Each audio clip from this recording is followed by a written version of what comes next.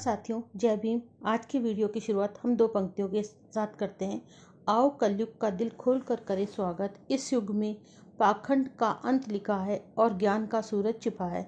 सतयुग ने जो सब सत्यानाश किया है, आओ कलयुग में सभी को कलम किताब देकर सब बिगड़े काम सुधार कर मानवता का एक नया दौर लाए, एक सभ्य समाज बनाए जहाँ इंसान की पहचान उसके हुनर और ज्ञान विज्ञान से हो। आओ मिलकर कल युग का दिल खोल कर करे स्वागत। इस युग में सभी को मिले बराबरी का हक, कोई भूखा ना रहे, ना ही कोई अनपढ़ निरक्षर रहे। सभी को मिले रोजगार, शिक्षा, चिकित्सा सेवा। आओ मिलकर करे एक नए भारत का निर्माण। आखिर धर्म की आड़ लेकर के कब तक दलित आदिवासी स्त्रियों को ही देवदासी बनाया जाता रहेगा? देवदासियां इस पर कुछ प्रश्न करती हैं जो सोचने को मजबूर करती हैं कि मानवता गरीब आदिवासी दलितों के लिए मर गई है। पशु बचाने के लिए तो कानून बनाए जाते हैं, पर एक माँ, बहन, जननी जो मानव को जन्म देती है, उसकी सुरक्षा के लिए कोई कानून या नियम क्यों नहीं बनाए जाते? अगर बनाए भी गए हैं तो उनका सख्ती से पालन क्यों नहीं होता? मानव श्रेणी में नहीं आती क्या ये देवदासियाँ? क्या तुमने इन्हें पशु श्रेणी में रखा है? इनकी स्थिति पशुओं से भी बदतर है। क्या इनका कोई मान सम्मान नहीं है? दलित पीड़ित आदिवासी समाज की वह महिलाएं जो देवदासी बनाई जाती हैं, क्या समाज ने इन्हें पशु श्रेणी में रखा है, इसीलिए इनका शोषण होता है और कोई भी इनका पक्ष में आवाज़ उठाने को तैयार नहीं है? अगर कोई होता भी है तो शासन प्रशासन ध्यान नहीं देता। इसी का परिणाम है कि आज भी यह प्रथा पूरे देश में, भारत के अलग अलग राज्यों में अलग अलग नामों से प्रचलित है, विशेषकर दक्षिण भारत में। देवदासी का एक सभ्य समाज से कुछ प्रश्न। क्या मेरा बचपन नहीं था? क्या मैं एक नारी नहीं हूँ? क्या मेरा कोई मान सम्मान नहीं है? क्या मुझे भी आम स्त्रियों की तरह जीने का कोई हक नहीं है? क्या मेरे हक अधिकार नहीं है? क्या देवदासियों को समाज की मुख्य धारा में जीवन जीने का अधिकार नहीं है? इस समाज ने मेरे सारे हक अधिकार छीन लिए हैं, दर दर की ठोकर खाने के लिए भिखारी बनाकर रख दिया है। मुझे ही क्यों बार बार महान नारी बनाने का लालच दे करके देवदासी बना दिया जाता है? मुझे नहीं चाहिए ऐसा कोई खिताब या सम्मान जिससे मेरे जीने का अधिकार ही खत्म हो जाए। दलित, शूद्र, अतिशूद्र होने के कारण ही मैं शोषण की अधिकारी बन जाती हूँ। जैसे तुलसी दुबे ने लिखा है कि शूद्र नारी व पुरुष शोषण के लिए ही बने हैं। दलित समाज की औरतें सदियों से इस दर्द से गुजर रही हैं कि आपको नहीं लगता दलित समाज की औरतों को गुलाम बनाए रखने के लिए और इनके बच्चों को पीढ़ी दर पीढ़ी गुलाम बनाए रखने के लिए इस घृणित प्रथा को बनाया गया होगा जो आज के समय में भी प्रचलित है? ये पंडे पुजारी एक तरफ तो कहते हैं दलित अतिशूद्रों की छाया पड़ने मात्र से अपवित्र होते हैं, पर जब ये देवदासियों का शारीरिक शोषण करते हैं तब ये अपवित्र नहीं होते? क्या इनको शर्म नहीं आती कि ये दलित महिलाओं का शोषण करते हैं? उनका चरित्र और इनका चरित्र और मानसिकता इतनी गिरी हुई है कि शरीर की भूख मिटाने के लिए इतने नीचे गिर जाते हैं और फिर खुद को पवित्र कहते हैं। इनको शर्म नहीं आती कि पुजारी मंदिर के गर्भगृह में इन दलित आदिवासी स्त्रियों का शारीरिक शोषण कहते हैं जब इनकी भावनाएं आहत नहीं होती? देवदासी प्रथा की शुरुआत 6वीं शताब्दी सी में दक्षिण भारत के केशरी वंश ने की थी। देवदासी एक ऐसी प्रथा है जो औरतों के शोषण के लिए बनाई गई थी। इन प्रथाओं का समूल अंत होना चाहिए जो प्रथाएं औरतों के शोषण के लिए बनाई गई हों और वे एक सामान्य जीवन जी सकें। भारत में देवदासियां 6वीं शताब्दी के शुरुआती दौर में महिला नृत्यांगनाएं होती थी जो अपनी कला से आम जनता, राजा और का मनोरंजन करती थी तथा समय समय पर मंदिरों की देखरेख करती थी और भजन कीर्तन करती थी। उम्र के एक पड़ाव के पश्चात ये महिलाएं मंदिरों में पूजा पाठ करना तथा मंदिरों के रखरखाव में अपना जीवन निकाल देती थी। पर जब इन स्वर्ण जाति के लोगों को भोग विलास के लिए अपनी ही औरतों को मंदिर व देवालयों में रखना वर्जित हुआ, तब इन लोगों ने दलित महिलाओं को, समाज की महिलाओं को देवदासी बनाकर इनका शोषण करना शुरू कर दिया और इसे एक परंपरा का रूप दे करके लगातार चलाते आ रहे हैं। जब तक इन्होंने इसे एक परंपरा के रूप में चलाने का क्रम शुरू किया तब तक यह ब्राह्मण पुजारी स्वयं को स्वघोषित देवता बना चुके थे और इन लोगों ने दलित आदिवासी औरतों को प्रतिवर्ष देवदासी बनाने की प्रथा शुरू कर दी। अगर माँ देवदासी है तो उसकी बेटी भी देवदासी बनेगी। इन देवदासियों की संतानें जो इन पंडे पुजारियों की नाजायज औलादें थीं, कालांतर में लड़कों को भंगी कहने लगे और लड़कियों को देवदासी बनाकर अपनी ही बेटियों के साथ बलात्कार करते हैं। अगर इस सबसे घृणित प्रथा है तो देवदासी प्रथा है।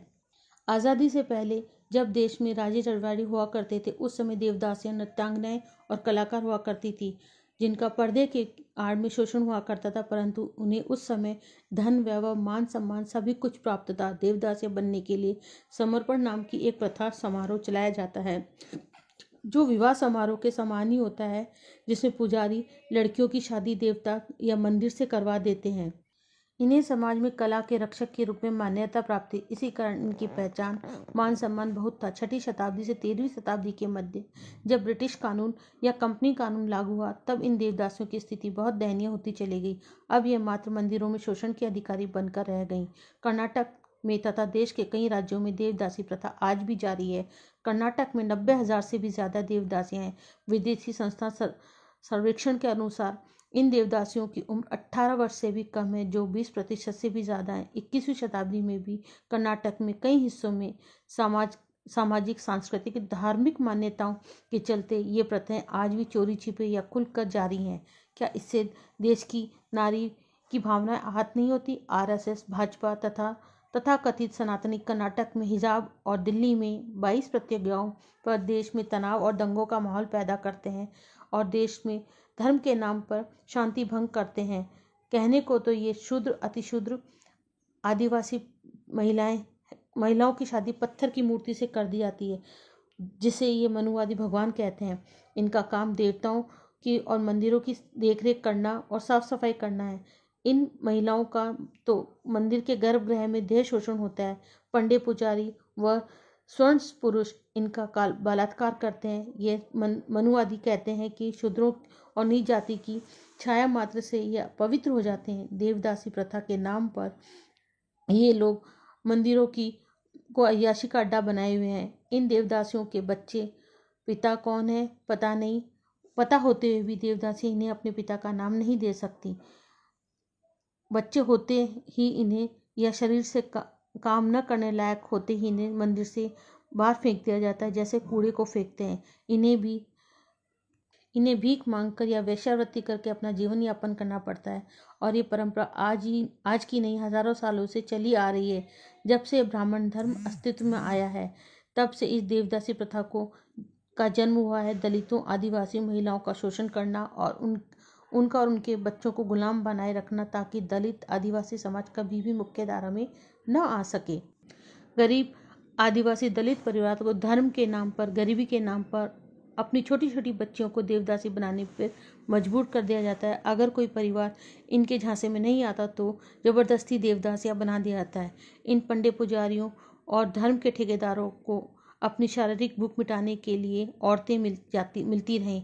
अभी हाल ही में जबरन देवदासी बनाए जाने का एक मामला सामने आया।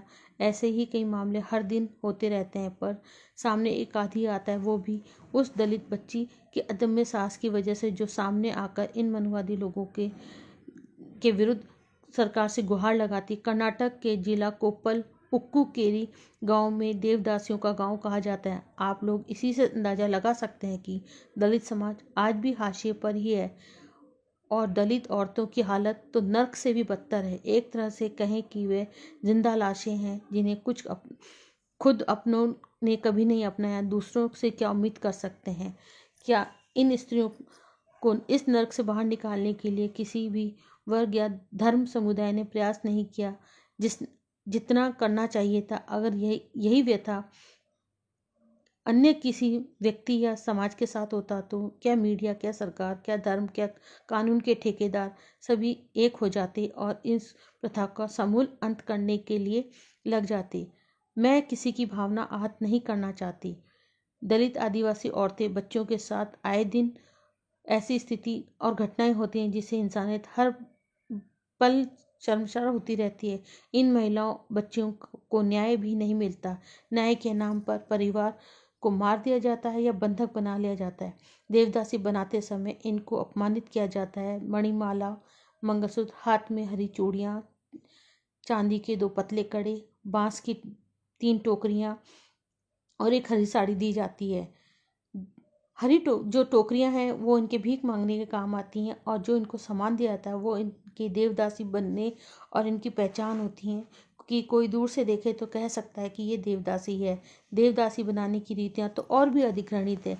जिस बच्ची या कुंवारी स्त्री को देवदासी बनाया जाता है उसे काले कपड़े पर लकड़ी पर बिठाकर 5 स्त्रियां उसके चारों ओर खड़ी हो जाती हैं और उसे देवदासी सूचक चिन्ह देती हैं, जैसे कि मणिमाला, मंगलसूत्र, हरी सादा साड़ी, हरी सादा चूड़ियाँ, चांदी के 2 पतले कड़े, बांस की 3 टोकरियाँ जो भीख मांगने का काम करती हैं। बस बन गई देवदासियाँ। अब ये बच्चियाँ तैयार हो गई मंदिरों के पंडे पुजारियों की सेवा करने के लिए। जब इन और फिर इन बच्चों से गांव के किसी भी 5 घर से भीख मांग कर लाए जाने के लिए कहा जाता है। ये प्रक्रिया पूर्ण होते ही इन्हें मंदिरों में सौंप दिया जाता है। पंडे पुजारियों को लगता है कि ये स्त्रियां सेवा के लायक नहीं है, तब इन्हें कूड़े की तरह बाहर फेंक दिया जाता है। भीख मांगने के लिए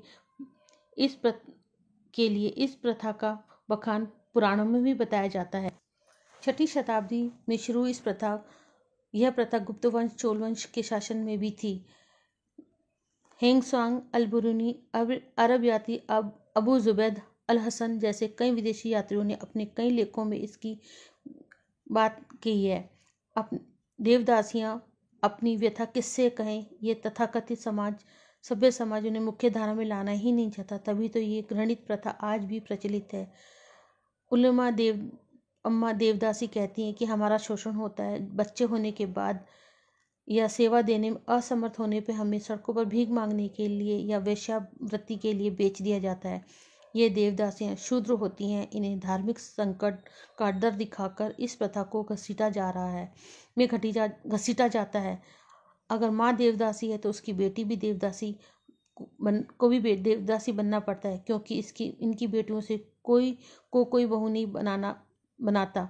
अगर कोई तैयार भी हो जाए तो उसे सामाजिक बहिष्कार किया जाता है। इसी दबाव के चलते इनका जीवन नरक से भी बुरा है।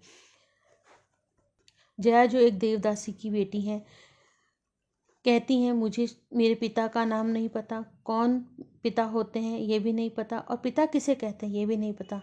हमने तो उसे देखा तक नहीं। देवदासी बनने के लिए कोई आयु सीमा नहीं होती। पंडे पुजारी जिसे चाहे उसे देवदासी बना देते हैं। उसे काले कंबल पर बिठाकर काला कंबल पर लकड़ी का पट्टा रखे उसे बना दिया जाता है, और कुछ स्त्रियां उसके चारों तरफ खड़ी होकर के हुतो हुतो का मंत्र पढ़ती हैं।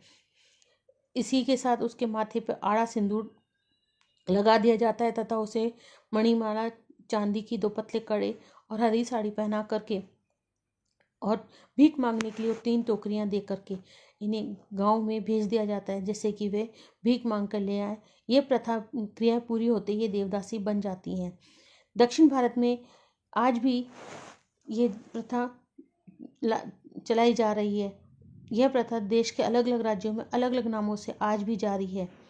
जैसे उड़ीसा में महारी यानी महान नारी, जो बाद में भीख मांगती हैं या वेश्यावृत्ति के लिए बेच दी जाती है। कर्नाटक में राजदासी अर्थात राजा की दासी, जो बाद में देवदासी बना दी जाती हैं।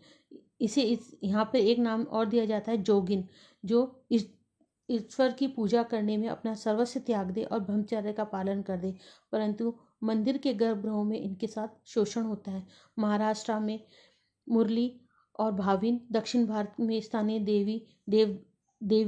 देवदासियों के कई मंदिर हैं, जैसे यल्लम्मा, होयसुगमा नाम से स्त्रियों को देवदासी बनाया जाता है और इनको मंदिर में इनकी मूर्तियां हैं।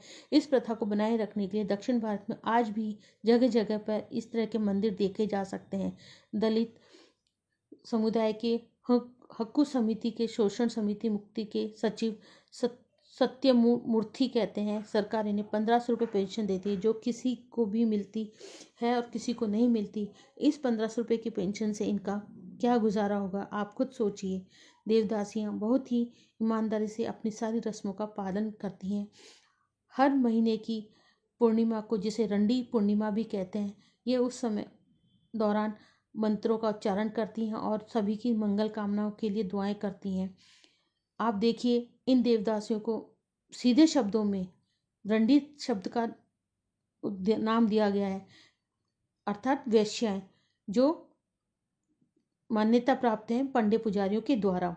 क्या इन देवदासियों के जीवन में कभी खुशी के दिन आएंगे? क्या इन्हें इस प्रथा से मुक्ति मिलेगी? मैं तो यही चाहती हूँ कि जितनी भी औरतों के शोषण के लिए प्रथाएं बनी हुई हैं उन सब का अंत होना चाहिए, क्योंकि अगर औरत का अस्तित्व, उसका मान सम्मान खतरे में है तो पूरी मानव सभ्यता खतरे में है।